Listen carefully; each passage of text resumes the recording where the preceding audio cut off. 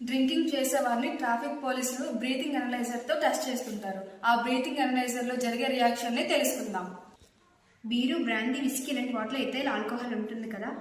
ఇప్పుడు ethyl alcohol ని test tube లో తీసుకుందాం.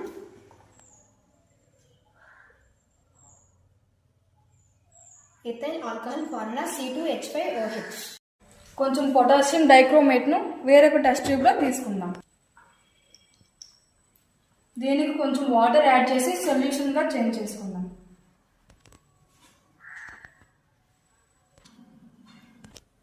ఈ potassium dichromate solution orange colour లో ఉంది. ఈ ఎథైల్ ఆల్కహాల్ కు పొటాషియం డైక్రోమేట్ సొల్యూషన్ ని యాడ్ చేద్దాం.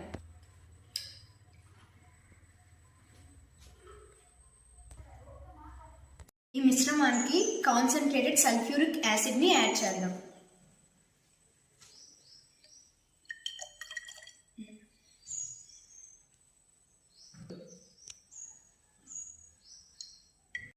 ఈ సొల్యూషన్ కలర్ చూడండి, గ్రీన్ కలర్ లోకి చేంజ్ అయింది.